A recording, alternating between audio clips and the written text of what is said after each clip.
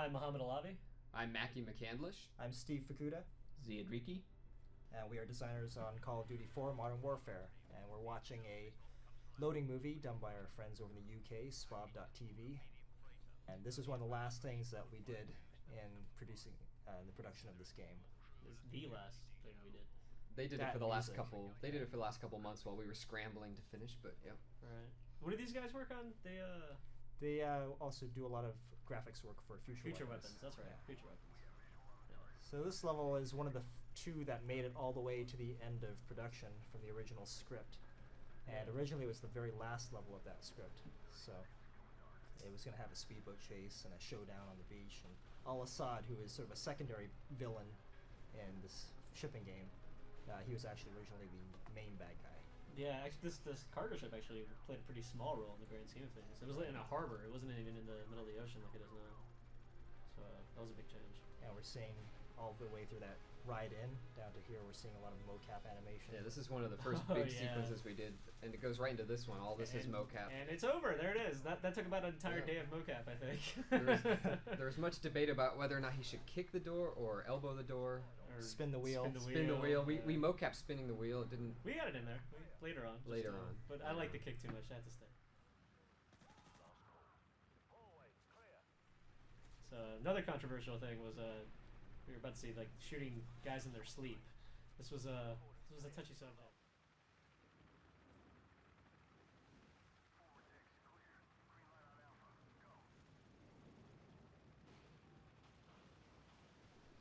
Some of these containers have Chinese characters on them.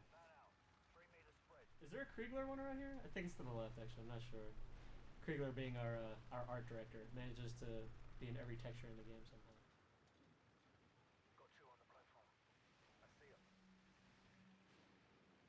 We had a lot of discussion about whether or not this helicopter should get shot down. We decided it would make the SAS look not quite as cool if they that's got right. if it got shot down early on. Yeah, there were a lot of iterations of this level, actually. This level has been 2 years in the making. That's no exaggeration. At one point, you probably killed about 200 guys on this deck. At least, yeah. It was It's the just entire Russian full of army. enemies. So we made the conscious decision to make it so that not every spot in the game needs to be chock full of Yeah. baddies after the Yeah. development of Call of Duty 2. So we've tried to make it more Yeah, paced better. yeah, it's not cranked up to 11 at all moments. We had a lot of discussions about where this level should fall in the sequence of things. Really hard to figure out, actually. Yeah. It didn't seem to work with any other levels. It's sort of connected to one of them, but not very well. So finally, we cut that one and we said, well, this could be our cold open, like you see in a movie, where Just you go don't straight into the really, action. you just start with the action and you blow the player away. It's a little harder in games though, because we have to train the player earlier. So it would be nicer if we could just start with this level, Yeah. but then players would run into walls. Although it is a pretty easy level to start with. I mean, it's got a lot of action, but there's not a whole lot of complicated stuff you have to do, and not even a whole lot of fighting. But there's a good amount of suspense, so that kind of worked out. And speaking of earlier levels, very few that made it into the game. This pipe hallway is all that remains of an entire bunker level from the beginning of the game. We take like the best section of a level and we make like one big awesome level out of the best sections. Yeah, it's pretty sad when the only good thing about an entire level is a bunch of pipes. But they were good. Good The, pipes. the only other level to make it through the gauntlet was AC-130. Yeah. Yeah. That was the other one. Actually, come to think of it, both this one and that one pretty much made it because of their tech. Mhm. Yeah, there were a whole lot of tech that went into these. AC-130 actually appears as Death from Above in the menus. Oh, right. Yes. There's the indeed. Kriegler right there. Oh, did you see? Oh, yeah, you're right. You made it. That missile launcher truck, I think, is also only in this level. One of our many assets to barely make it in. We have good That's actually plans true. for Yeah, that one. we have this wonderful tendency, which is I think is pretty cool, that we will build a whole complicated asset with its own mocap and animation and script, and it'll only show up in one spot in the game. Yeah. Not by design, but Well, from things getting... To some degree. To some degree. Yeah. So, should we talk about the primary lights? Yes. Yeah, they're probably the only thing that make our interiors look good, because the exteriors, well, you get a lot of shadows from the sun and the moon from the exteriors. But for a long time, we couldn't get our interiors to look good until we got these primary lights. So anytime you notice like that guy just ran through a light and he cast a shadow, that's a primary light. The hard thing to work about them is they can't touch each other, right? They cannot. errors. Yeah. All of our shininess in the interiors is from the primary lights. Yeah. The shadows that are being cast by all the characters are from the primary lights. Yeah, and it's really hard when they can't touch each other, considering there's 40 in this room alone. So imagine putting 40 primary lights that can't touch each other. So it took a while. It took a while. So it's ironic that this is one of the first levels, and this is one of the very first firefights actually to have, and it's also one of the hardest ones to aim in because the ship's moving constantly, which makes your aim move constantly. What is it, the ship? Or you? Is it the ship or you? Oh, we're going behind the curtain now, showing the magic. So yeah, actually the ship's not moving at all. The illusion is that the ship is swaying on the high seas, but the ship is completely stationary. Your view, the swinging doors, the chains, the lights, even to some degree the guys on the boat, like they're all moving in unison.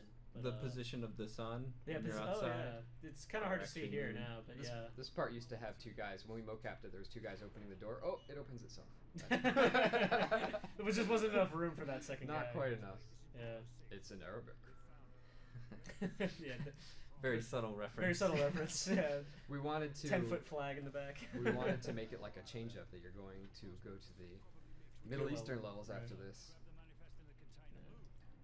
Bringing the reference for the planes that are coming in. There used to find a dead guy who would run down there with a laptop to send a message. Oh yeah, I totally forgot. Oh, even before that, there was a guy strapped to a chair who was tortured and dead. Yeah. This had quite a lot of iterations. They became a nuke. Yeah. So this escape sequence is actually part of the very first plans for the whole level. But as plans go, you know, we wrote up something really cool, and we're like, well, how in the world are we going to do that? Oh, well, we were also originally going to we were thinking about making a first-person plane experience come Oh, zipping right, in right, and right. Yeah. shoot it so you could understand exactly what was happening. Yeah. It's almost cooler not to know though. So anyway, yeah, for a long time, a bunch of the leads were like, we can't do this. It's just too complicated, too much time. So being the rogue developer I am, I just kind of went off on my own for a week and didn't listen to any of you guys. Good thing though, because you know when we came back, we all took a look at it. It was pretty rough. It definitely didn't look anything like this, but even in its rough state, everybody was pretty excited about it. So we ended up, you know, a lot of sleepless nights to get this in. A lot of iteration on this part after watching average people play it and seeing them just get hung up on everything or turn the wrong way or their friendlies got too far ahead. So Let's be honest, they completely Right got here, lost. they go left. they Yeah. go left. And They go And right, here they go go left again, and then they go left again here. here. They get stuck on this post right here. Yeah. Yeah. and then these stairs right here, Some they people get go- caught Oh, on yes, those. yes. Yeah, Much smoothing. yeah. There's a lot of smoothing going on. Yeah, the funny thing is, You used to be able to fall in the water here. you still can. Well, much more difficult. Yeah, it's a little bit more difficult, yeah. But you still can't fall in the water if you don't make the jump. Yeah, the crazy thing is about that last section you just saw is it's an entire level's worth of effects in that one level, which means I had to turn off the rest of the effects in the entire level to be able to get it to work. 2 levels worth of effects. Yup. And that's our walkthrough of Cargo Ship.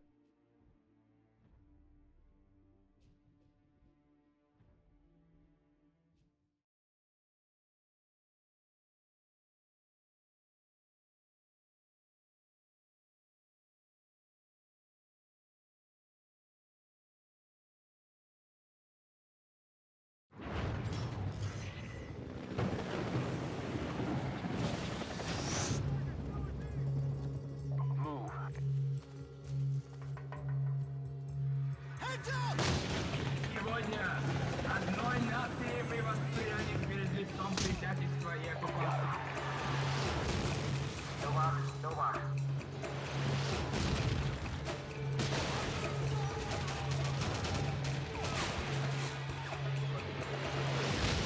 Пришло время показать, на что мы способны.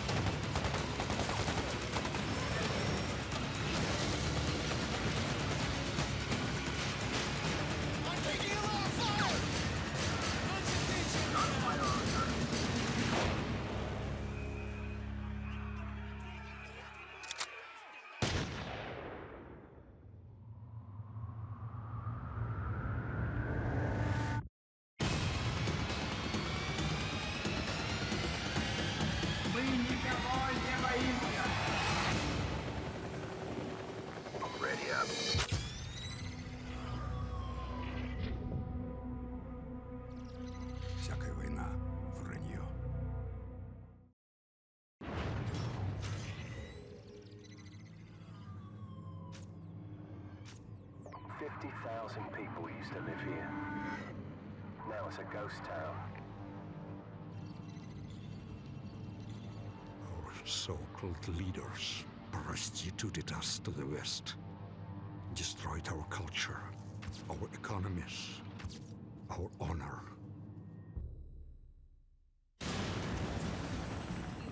U.S. Marines stationed on high alert were given the order to invade the small Nikolai! Foreman set. The crews are at Terry. Just as they lay waste to our country, we shall lay waste to theirs. You think this will stop the bloodshed?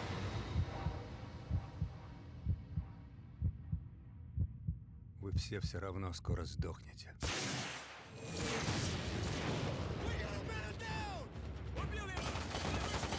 We need to take him alive.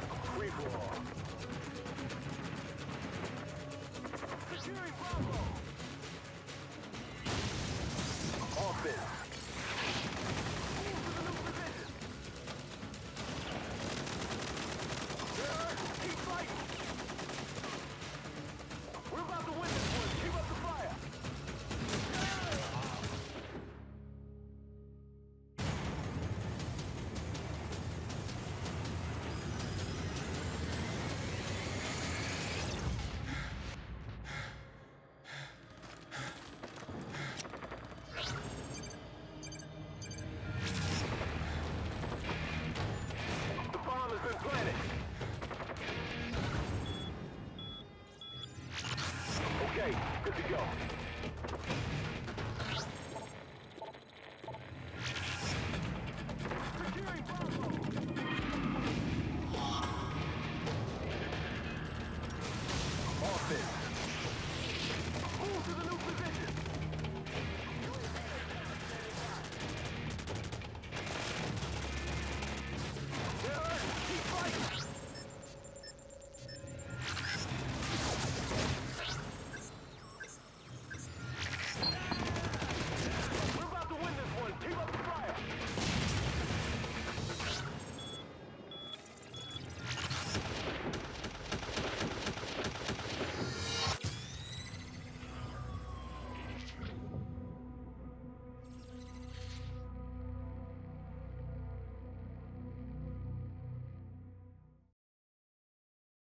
My name is Grant Collier, studio head of Infinity Ward. When we were going out to 29 Palms, about maybe 7-8 months into development, drove up there the night before, woke up, I think it was 4 o'clock in the morning, and then headed to this range where they do the live fire actions with the tanks. We wanted to replicate all of the authenticity that we had with Call of Duty 1 and 2 and bring it to this modern Call of Duty. So we have been flying around lots of military bases. We've been taking volumes and volumes of reference photos, talking to multiple people that are in the military, and cornerstone for that effort has been Major Kevin Collins. We're at a mechanized urban assault where in the game it's going to replicate a small town, infantry moving through with tanks in support. 29 Palms is really an amazing place because it's one of the few places in the world where you can do a live fire action with tanks. So they have a little mocked up town. The Marines will be coming into this village. They'll have little green dummies popping up that have lasers on them. Response time is everything. You've got the tanks rolling in there. All the infantry is supporting the tanks, which is a huge inspiration and gave us a lot of understanding. So you'll see a few levels in the game modeled after that action. It was a real luxury for us that the Marines were allowing us to come there and do this whole photo shoot and have our animators, you know, behind the tanks and the artists sitting there watching the heat rising from behind the tanks. And when the tanks would fire, it was startling every single time it happened. I was in the command tower, and it was a little bit spooky. You're like, I'm in the middle of this building, and they're firing all around me. But they're like, don't worry about it. You know, you won't get hit.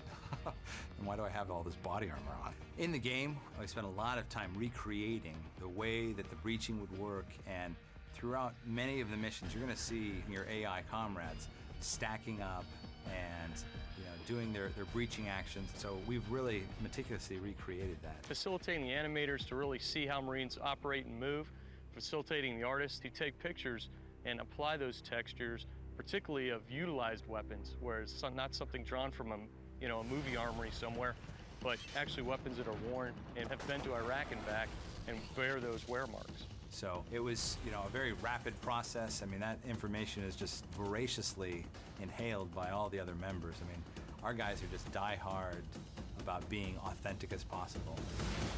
All of the Marines that were out there, I guess they had gotten word that there were some of these video game guys coming around. And they're all bringing their gear up, and they're trying to show us their gear, and we gave them open invitations to come on down and visit us, and they were just totally awestruck. A bunch of the guys took us up on our open invitation to come down to Infinity Ward and check out the game, which was awesome. They jumped into a multiplayer game. At first they went running every which direction, got slaughtered, and then they're like, all right guys, you know, this is not the first time we've done this. Now let's get together. And then they got together, they were covering each other, they were implementing real world tactics, and just were able to demolish like the testers that they were fighting. And it was just really great. I really believe the Call of Duty teams have gone above and beyond. Some of the Marines have actually commented, wow, this is going to be one heck of a game. You're really showing us in our reality and what we really look like. Some other games that maybe have been in the past haven't had access to this type of training in particular. This is the only place that does a live fire mount with tanks and infantry combined. So this is a one-time event for these guys, and they've gone above and beyond to get that actual detail for the gaming community.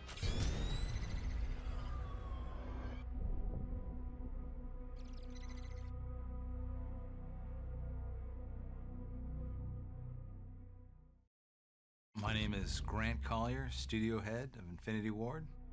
For Call of Duty 4, we have continued on our technology that we created for Call of Duty 2. The graphics are just coming alive in Call of Duty 4. There are 2,000 less polygons on all the characters in Call of Duty 4 than there were in Call of Duty 2. I mean, the normal maps are just that good. So you're seeing a real rich improvement in the technology, and it's really driving it forward, and it's going to be one of the most technically advanced games coming out. Back during Call of Duty 1 and 2, we were very hardcore about making sure that we hand animated everything. But now, with the immense volume of animations that we have in Call of Duty 4, we really had to rely upon motion capture. It's our first time doing it, and wow. I'm Vince Zampella. I'm the co-studio head at Infinity Ward. We have a highly advanced animation system built from where COD 2 started, but then added on top of that layers of translation and movement. When you come up to a corner, you'll approach it the right way, your feet will move the right way, you'll slide into the corner the right way and appear around it so that everything is tied together in a smooth, believable, realistic human fashion. With Call of Duty 4, we've spent a huge amount of time with the lighting. So now you see, not only will the character create a very detailed shadow on the wall behind him, he will also self-shadow. You'll see the arm will cause a shadow on the body, and as the arm moves, the shadow moves. Our effects artists go into the levels, and they just look at the level from everything from a garbage can that might have a fire in it up to a giant explosion or a smoke effect or wind. There's dust rolling through the streets. There's papers flying by, things that would make it come to life and be more believable. You can even be playing multiplayer, and people are launching off RPGs down hallways, and they're exploding, and trash is flinging around on the ground, and that smoke is sitting there and lingering, and it just makes you feel like you're really part of this war-torn battlefield. Here we go. There's a wave. Flares away. Hot damn. AC-130 level is not a trick, it's an actual game level. where you're flying above real-world geometry. If you were to fall out of that plane, you would fall to the ground. I mean, everything's there. There's real AI down on the ground reacting to what's going on. It's a really exciting level. When we started out developing Call of Duty for Modern Warfare, one of the things that we really wanted to set our sights on was to become the most visually graphic video game on Xbox 360 and still have it run at 60 frames per second. So you're getting these awesome, beautiful graphics, and the fidelity does not drop. You're in a battlefield with explosions happening left and right. You see 20 people on the screen at one time, and it is still going at 60 frames per second.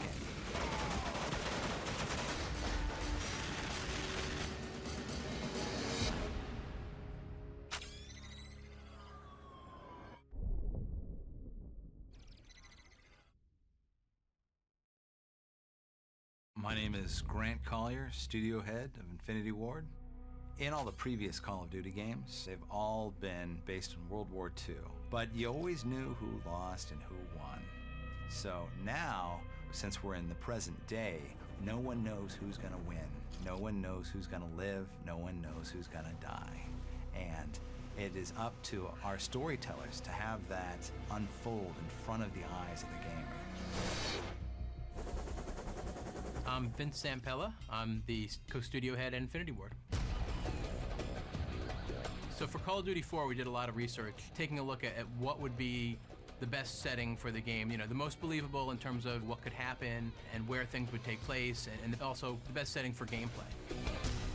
This is one of the most story-driven first-person shooters that I've ever had the pleasure of being associated with or even played.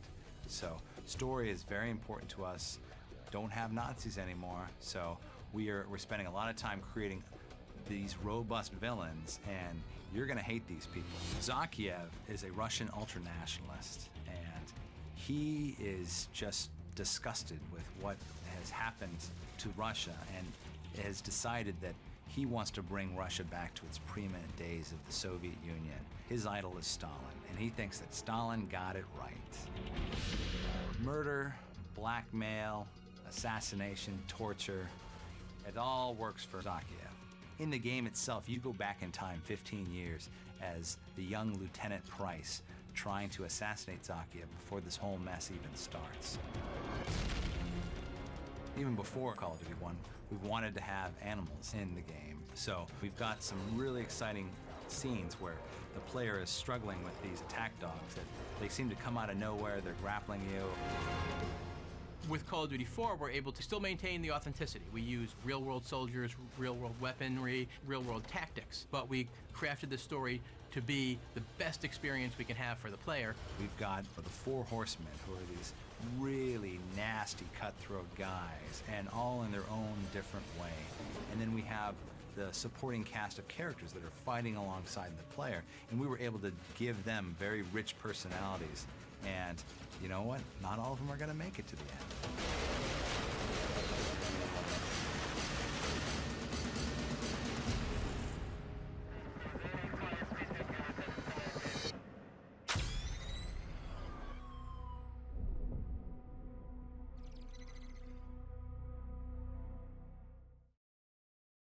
My name is Grant Collier, studio head of Infinity Ward. With Call of Duty 1 and 2, we always focused heavily on the single player, and once we had that in a real good state, then we would move people over on the multiplayer. With Call of Duty 4 Modern Warfare, we had our lead designer cherry pick a cadre of guys to work on the multiplayer from day one. I'm Vince Zampella. I'm the co-studio head at Infinity Ward. We designed a lot of maps for the game that don't ever make it into the final product, you know, some of which are tweaked and tuned until they finally, you know, become what we're ultimately going to deliver to the player. It's really a lot of trial and error. We have really spent a lot of time increasing the depth that we have in multiplayer. When people jump in, they are going to be thoroughly excited. Not only can you customize your weapons, you can customize your camo, you can customize your game types, you can also customize the character you play, and you do that with perks. Perks are something that allows you to modify your character to your style. Like, Maybe you're a big fan of sniping. You want something that will take you off radar when you fire. So when you shoot your weapon and you're hanging out, you're not going to show up on radar. With the level of fidelity that we're able to bring to the single player, that obviously has to carry over to the multiplayer aspect of the game.